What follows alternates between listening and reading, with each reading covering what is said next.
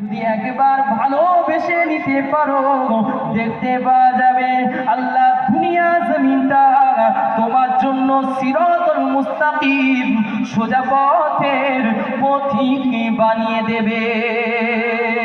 এ যুবকেরা, বাপেরা, তরুণেরা, কেননা দেখতে পাওয়া যায় হযরত খাব্বাব রাদিয়াল্লাহু তাআলা ইসলামের হিস্ট্রির মধ্যে পাওয়া যায় হুজুরের বয়স ছিল 21 থেকে 22 বছর। আরে কি সুন্দর দেখতে ছিল।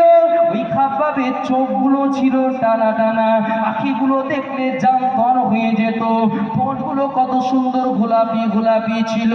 এ যুবকেরা, আমার মায়েরা, বোনেরা, দেখতে পাওয়া যায় ওই সময় এমন করে খোবায়েব খাব্বাব রাদিয়াল্লাহু তাআলা এই হুজুর দুই জানাকে দেখতে মদিনার মেয়েরা পর্যন্ত প্রপোজ করত, ফুল দিত, একবার বলতো I like you, I love you, আপনি কি আমাদের পছন্দ করেন?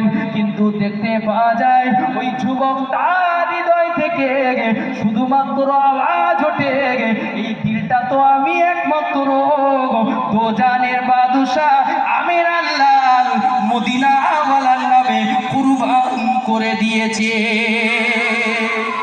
আরো জোরে, दिल में किसी को और बसाया न जाएगा,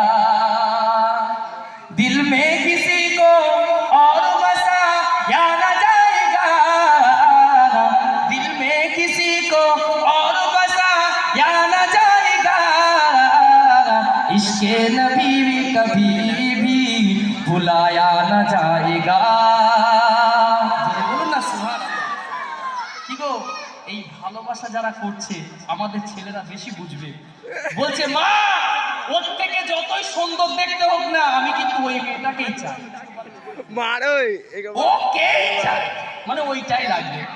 আবার কেউ কেউ বলছে হুজুর বিশ্বাস করুন, ও বিয়ে হয়ে গেছে তো কি হয়েছে, 3 ছেলের মা হলো ওকেই বলে না। তার মানে কি এটা ভালোবাসার প্রতিক্রিয়া, এটা শুধু মোহাব্বতে স্টপ হয়ে থাকে না, এটা ইশক হয়ে যায়। ইশক কি ছোট ভাষায় বুঝেলেন, আপনার 5 সেকেন্ডে বুঝেলেন। ইশক কি? ইশক হচ্ছে ওটা, আয়নার সামনে আপনি দাঁড়াবেন, ধরেন না আপনি দাঁড়িয়েছেন, ইমরান দাঁড়িয়েছে আয়নার সামনে, দেখবে কাকে? মুস্কান। কথা বুঝতে পারছেন? এটাকে বলা হয় ইশক। কথা বুঝতে পেরেছেন আমার বাপ ভাইরা? তাই আল্লাহ পাক রব্বুল আলামিন হাবিবের মুহাব্বত এই খুবাইব রাদিয়াল্লাহু তাআলা হুজুরের দিলেতে আল্লাহ এত ঢেলে দিয়েছিল, খাব্বাব রাদিয়াল্লাহু তাআলা হুজুর কি করেছিল জানেন? ইমাম সাহেব চলে এসেছে, সংক্ষেপ করে দেব। হুজুরকে বলছে, এই খাব্বাব, তোকে বলছি আমার যে এই মেয়েটা রয়েছে একে তোকে বিয়ে করতে হবে। কেন? আমার মেয়ে তোকে দেখে পাগলা হয়ে গেছে। তুই কি এমন দেখেছিস মুহাম্মাদের মধ্যে যে তুই মুহাম্মাদের জন্য ফিদা হয়ে যাচ্ছিস? চলবে না। অনেক টাকার মালিক 5 জনকে ভাড়া করলো, গুন্ডা তৈরি করলো, করে কি করছে, এই খাব্বাবকে গরুর মতো মান। বলেন না, নাও বলেন না। এই যুবক শোনো, গরুর মতো দুটো হাত বেঁধেছে আর পা বেঁধেছে, মাঝখান দিয়ে একটা বাঁশ গলিয়েছে। কথা বুঝতে পারছো? বাঁশ গলিয়ে দিয়ে মরুভূমির জঙ্গলের ভিতরে নিয়ে গিয়েছে। কথা বুঝতে পারেন না?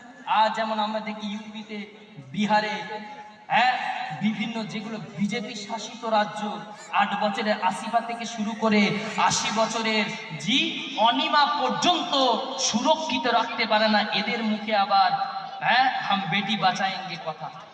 খুব আফসোস লাগে, দুঃখ লাগে। দেখতে পাওয়া যায় ওই রকম স্বৈরাচাররা কি করেছিল।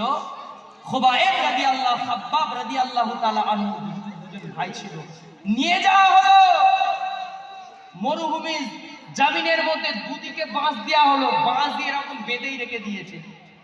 বলছে রোদে তো ওই রকম পুরো সন্ধ্যেবেলা আসবো। সন্ধ্যেবেলা গিয়ে জিজ্ঞেস করছে, এই তুই মুহাম্মাদের মুহাব্বত ভালোবাসা ভুলে যা। আমাদের মা বাপেরা অনেক সময় এই ওর সঙ্গে তোর বিয়ে দেওয়া হবে। তখন ছেলেরা বলে আমি খাবো না, কাজ করবো না, এটা করবো না, ওটা করবো, বিভিন্ন পানিশমেন্ট দেয়, কিন্তু তাদের খুব একটা সাকসেস হয় না। মাগুলোকে বলবো সেই তো বিয়ে দিতে হবে, যে যাকে পছন্দ করবে এটা দিয়ে দেখ, অসুবিধা কি আছে? কথা ঠিক আছে, এটা করবে। পরামর্শ দেবেন। কথা বুঝতে পেরেছেন? তো যাই হোক, যে কথা বলছিলাম, সন্ধ্যেবেলা এসছে, এই শোনো, সন্ধ্যেবেলা এসছে, ভালোবাসা কি?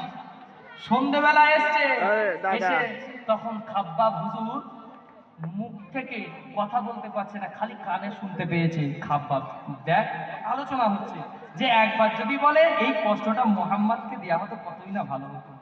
ওই সময় আপনার খাব্বাব রাদিয়াল্লাহু তাআলা আনহু হুজুর আমার নিজের থুতু মোবারক একটু নিয়ে